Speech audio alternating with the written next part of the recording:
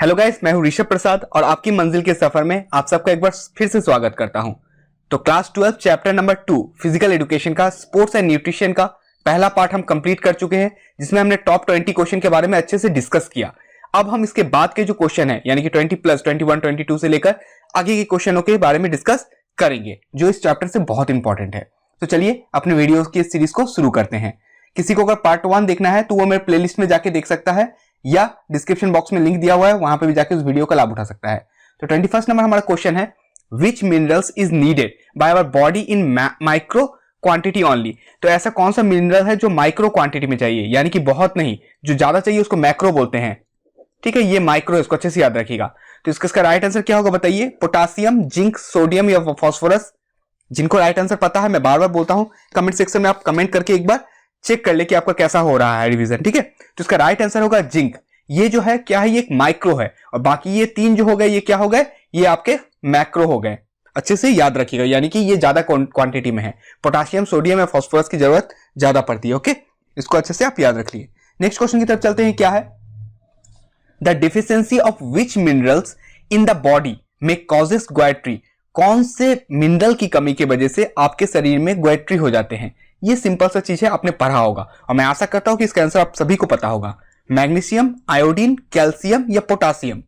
Comment करिए क्या होगा इसका आंसर। राइट, गुड, आयोडीन इसका राइट आंसर होगा, जिसके कमी से हमें ग्वाइट्री हो जाती है, यानी कि गला में, जिसे हिंदी में हम बोलते हैं घेंगा रोग, भी गला ऐसे फूल जाता है, इसके बीमारी है। ठीक है, 23rd नंबर क्वेश्चन को हम देखते हैं। क्या है?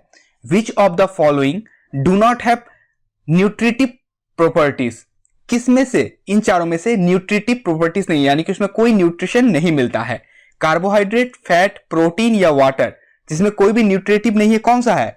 जल्दी से आंसर बताइए क्या होगा इसका। ये भी आप बता सकते हैं, एटलीस्ट गेस करिए क्या होगा। गुड, आप सभी का आंसर सही है, डी वाटर इसका राइट आंसर होगा। ओके, क्वेश्चन नंबर 24 को देखते हैं। क्या है? What is the main function of fluorine. Fluorine का मेन फंक्शन क्या है? क्या स्टिमुलेट करता है इंसुलिन लेवल को? हमारे डेंटल डिजीज को दूर करता है? मेक रेड ब्लड सेल, क्या ये लाल कोशिकाएं बनाता है? या प्रोटेक्ट फ्रॉम एनीमिया, या एनीमिया से हमें बचाता है?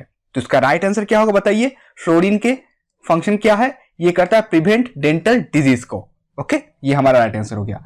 अगर आपको एग्जाम से पहले मॉक टेस्ट देना है तो आप कमेंट करें, मैं एग्जाम से पहले आप सभी को मॉक टेस्ट का प्रैक्टिस कराऊंगा, जिससे एग्जाम में आपका अच्छा मार्क्स आ सके। ठीक है, और आपको अगर वीडियो पसंद आ रहा हो तो लाइक जरूर करें, और रिक्वेस्ट करता हूं कि सब्सक्राइब करें, क्योंकि आप लोग ऐसे ही देख के चले जाते हैं। मेरा इतना मेहनत होता है, छोटा सा काम तो आप कर ही सकते हैं। तो रिक्वेस्ट आप सभी से कि आप लोग प्लीज सब्सक्राइब करके जाएं, जिससे कि मैं इन वीडियो को आप तक पहुंचा सकूं। ओके, 25th नंबर हमारा क्वेश्चन है, so which component of our food is water. कौन सा कंपोनेंट जो होता है फूड का वो वाटर होता है? वो न्यूट्रिटिव होता है या नॉन न्यूट्रिटिव होता है, या बोथ ए एंड बी, या नन ऑफ द अबव, या इनमें से कोई भी नहीं? तो इसका राइट आंसर होगा जो वाटर ही एक नॉन न्यूट्रिटिव है, मैंने आपको अभी बताया, जिसमें कोई न्यूट्रिशन वैल्यू नहीं मिलते हैं। Which of the following is non nutritive component of diet. कौन सा नॉन न्यूट्रिटिव कंपोनेंट आपको बताना है? रफेज, वाटर, कैफीन या ऑल ऑफ दिस, या ये चारों, यानी कि ऊपर के तीनों। तो कौन से होंगे? ऑल ऑफ द अबव होगा, यानी कि रफेज, वाटर और कैफीन, ये तीनों ही जो होते हैं ये नॉन न्यूट्रिटिव है, इसमें न्यूट्रिशन का कोई वैल्यू नहीं मिलता है। ठीक है ना। 27 नंबर क्वेश्चन को देखते हैं। क्या है? Tea leaves and coffee are which component of food. ये किस तरीके के कंपोनेंट होते हैं? नॉन न्यूट्रिटिव कलर कंपोनेंट है, फूड एडिक्टिव्स है, या न्यूट्रिटिव प्लांट कंपोनेंट है, या फ्लेवर कंपोनेंट है? बताइए क्या है। तो इसका राइट आंसर होगा न्यूट्रिटिव प्लांट कंपोनेंट है टी और कॉफी। इनमें से कुछ कुछ चीज होते हैं जो हमारे शरीर के अंदर जाते हैं और हमारे बॉडी के लिए कभी कभी अच्छे होते हैं। तो ये एक तरीके से हो गए। ठीक है ना। 28 नंबर हम देखते हैं। क्या है? Benzoic acid and sodium benzoate are which component of food. ये किस तरीके के कंपोनेंट होते हैं फूड के, आपको बताना है। तो जल्दी से बताइए, कलर कंपोनेंट है, फूड एडिक्टिव्स है, न्यूट्रिटिव कंपोनेंट है, या प्लांट कंपाउंड्स है? बताइए, किसी को पता है आंसर तो कमेंट सेक्शन में जरूर करें। ये एक तरीके के फूड एडिक्टिव है। अगर किसी खाना में इस तरीके का बेंजोइक और अगर सोडियम बेंजोनेट्स मिलाए जाते हैं तो आपको उस खाने की लत पड़ जाती है। इसी वजह से आप देखिएगा बहुत सारे फास्ट फूड होते हैं जो बड़े बड़े कंपनीज सप्लाई करते हैं, मैं उनका नाम नहीं बोलूंगा, बट एक बार खाने के बाद आपको बार बार खाने का दिल करता है। क्यों? क्योंकि इसमें इस तरीके के केमिकल्स का, कंपाउंड का यूज किया जाता है और आप इसके एडिक्टिव हो जाते हैं। ठीक है ना। 29th नंबर क्वेश्चन को देखते हैं। क्या है? विच of the following can not be absorb by human intestine track, हमारे इंटेस्टाइनल ट्रैक जो होता है उसके द्वारा किस चीज को एब्जॉर्ब नहीं किया जाता है? वाटर को, विटामिन B12 को, रफेजेस को या कोबाल्ट को? बताइए। तो रफेजेस जो है इसको हमारे इंटेस्टाइन के द्वारा एब्जॉर्ब नहीं किया जा सकता है, ठीक है ना। रागी आप सुने होंगे ना, रागी में ये बहुत ज्यादा रफेज मिलता है, ठीक है ना। विच of the following is not a symptom of food intolerance? कौन सा इसमें से सिम्टम नहीं है फूड इंटॉलरेंस का? आपको बताना है। फोलिजिप, इंसोमिनिया, नाउसिया या नाइट ब्लाइंडनेस? तो इसका राइट आंसर होगा नाइट ब्लाइंडनेस जो है ये एक तरीके का फूड इंटॉलरेंस नहीं है। What does BMI means? Body mass index, इसका मतलब क्या होता है आपको बताना है। Body fat calculated on the basis of height और वेट, यानी कि बॉडी फैट का कैलकुलेशन होता है वेट और हाइट के आधार पे, या the range of weight required to remain healthy, या वो वेट जो आपको हेल्दी रहने के लिए जरूरत है उतना होना चाहिए, वो ये बताता है। या the amount of weight to be reduce to remain healthy, या ये बताता है कि आपको उतना वजन घटाना है जिससे कि आप हेल्दी रह सके, या इनमें से कोई नहीं। तो BMI का मतलब होता है आपके फैट कितना है जिसको कैलकुलेटेड किया जाएगा on the basis of height और वेट, और उसके बाद आपको पता लगा लिया जाएगा कि आपको इतना सही है ये आपके बॉडी के लिए या नहीं है। अगर नहीं है तो आपको कमाना होगा एक्सरसाइज के थ्रू, और अगर कम है तो आपको प्रॉपर डाइट के थ्रू से बढ़ाना होगा, ठीक है ना। फॉर ऑप्टिमम हेल्थ, ऑप्टिमम अच्छे हेल्थ के लिए what percentage of body weight should be fat in main? कितना फैट होना चाहिए एक मेन में? मैंने पिछले दिन के वीडियो में आपको बताया कि एक मेन और एक फीमेल में कितने परसेंट फैट होना चाहिए। तो फीमेल के लिए कितना है? 30 होना चाहिए, 30% उसके बॉडी वेट का फैट हो सकता है, ठीक है। और मेल के लिए ये 20% है, थोड़ा कम है, इसको अच्छे से याद रखिएगा। मेल में अगर 20% फैट हो तो वो फिट बॉडी कहलाएगा, ठीक है ना। तो ज्यादा मोटापा ठीक नहीं है, इस वजह से इस चीज को आपको थोड़ा मैनेज करना है। 33 नंबर क्वेश्चन को हम देखते हैं। Which of the following methods help to best in maintaining a healthy body weight? अगर आपको एक हेल्दी बॉडी वेट रखना है तो उसके लिए आपको क्या करना चाहिए? एक एक्टिव लाइफस्टाइल जीना है, या मिसिंग एटलीस्ट 1 मील, या दिन का मतलब एक टाइम का खाना आपको नहीं खाना है, या ईटिंग स्नैक्स, सिर्फ स्नैक्स खा के आपको दिन बिताना है, reducing calories drastically in the food eaten, या उसमें कैलोरी की मात्रा को कमाना है जो आप फूड खाते हैं। तो ये 3 तो नीचे का होगा ही नहीं कोई भी हालत में। इसका राइट आंसर होगा आपको एक एक्टिव लाइफस्टाइल को लीड करना है, तो ही आपका जो हेल्दी बॉडी वेट रहेगा। सही समझ रहे हैं ना आप? अगर आपको किसी भी तरीके का दूसरा कोई प्रॉब्लम होता है चैप्टर रिलेटेड, या इस चैप्टर या कोई भी चैप्टर से, तो आप मुझसे डिस्कस कर सकते हैं, कोई इशू नहीं है उसमें, ठीक है ना। मैं आपका हर प्रॉब्लम को सॉल्व करने की कोशिश करूंगा। 34 नंबर क्वेश्चन को देखते हैं। Food intolerance is different from food allergy? Food intolerance और फूड एलर्जी में अंतर होता है, क्या होता है?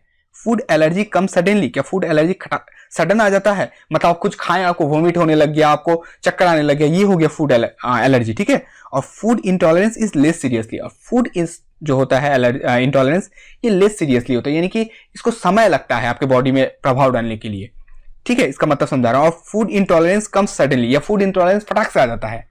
तो इसका आंसर क्या होगा मैं बता देता हूं आपको, बोथ A एंड B, यानी कि फूड एलर्जी जो होता है वो सडनली आता है, और इंटॉलरेंस जो है इसको लेस सीरियस है, इसको थोड़ा समय लगता है और ये इतना सीरियस नहीं है एज कंपेयर टू एलर्जी। तो हमारा आंसर होगा A एंड B, अच्छा से याद रखिएगा। 35 नंबर हम क्वेश्चन को देखते हैं क्या है। A person with a BMI of 17 will be considered as? अगर किसी का BMI 17 है उसको क्या कंसिडर किया जाएगा? मैंने आपको अभी बताया क्या कंसिडर किया जाएगा, इसको अंडर वेट कंसिडर किया जाएगा, कि वो बच्चा, वो लड़का, या वो आदमी, वो या औरत, या वो लड़की अंडर वेट है। समझ में आया ना आपको?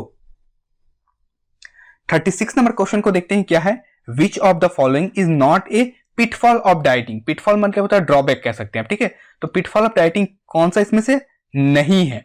ईटिंग टू लिटिल, बहुत कम खाइए, तो ये तो ड्रॉबैक है। अगर आपको डाइटिंग करना है इसका मतलब ये नहीं कि आप पूरा कम खाने लग जाए, ये सभी के लिए आपका अनहेल्दी है, ठीक है। स्कीपिंग ब्रेकफास्ट एवरीडे, आपको सुबह का खाना आप छोड़ दे, हर दिन नाश्ता ही नहीं करे, तो ये भी गलत बात है, ये भी नहीं होगा, ये भी नहीं होगा। नॉट परफॉर्मिंग नॉर्मल एक्सरसाइज, आप नॉर्मल जो एक्सरसाइज करना चाहिए वो भी ना करे, तो ये भी तो गंदी बात है ना, आपको एक्सरसाइज करना है, ठीक है, तो ये भी नहीं होगा। तो नन ऑफ दिस इसका राइट आंसर होगा, ठीक है। ये पिटफॉल ऑफ डाइटिंग है। 37 नंबर क्वेश्चन को देखते हैं क्या है। Vikas a state level wrestler है, क्या है वो? रेसलर, ठीक है। Has been advised by his coach, उसके कोच के द्वारा उनको कहा गया है to take an adequate amount of simple carbohydrate, उनको खाने का एडवाइस दिया गया है, विटामिन खाने का, मिनरल्स खाने का and protein in his diet along with the training schedule के साथ ये सारी चीज खाने का उनको आदेश दिया गया है। He has also been advised to follow the diet plan, उसको फॉलो करने के लिए कहा गया है, and be aware of the drawback of the unsupervised dieting को खाने से उनको मना किया गया है। अब आपको बताना है कि ग्लूकोज, फ्रुक्टोज एंड लैक्टोज ये किस तरीके का चीज है। ये सिंपल कार्बोहाइड्रेट है, कॉम्प्लेक्स कार्बोहाइड्रेट है, मिनरल्स है या फैट्स है, आपको सिंपली बताना है। कमेंट सेक्शन में मैं आपको तो बताइए क्या होगा इसका राइट आंसर। ओके, तो इसका राइट आंसर होगा ये है सिंपल कार्बोहाइड्रेट। आपको अच्छे से याद रखना है, ग्लूकोज, फ्रुक्टोज, लैक्टोज ये सब सिंपल कार्बोहाइड्रेट में आते हैं। 38 नंबर क्वेश्चन को देखते हैं क्या है। If a person stop eating potatoes, अगर कोई पोटैटो खाना छोड़ दे रहा है, थिंकिंग वो सोचता है कि that it is will make him fat, ये उसको मोटा बना देगा। बहुत लोग ऐसा सोचते हैं कि हम आलू नहीं खाएंगे जिससे नहीं तो हम आलू के जैसे फूल जाएंगे। देन इट इज ए, ये क्या है, फूड एलर्जी है, फूड इंटॉलरेंस है, फूड मिथ है या ऑल ऑफ दिस है, या सभी है।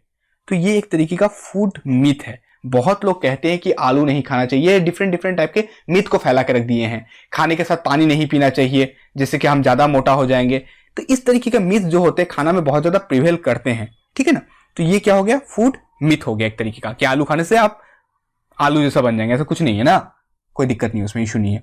तो ये 38 नंबर क्वेश्चन था कि हमारे चैप्टर में इंपॉर्टेंट जो बन सकते थे, मैंने एक एक चीज को आपके लिए तैयार कर दिया है। अब आपका काम है कि आपको इस चीज को बस पढ़ना है, ठीक है ना।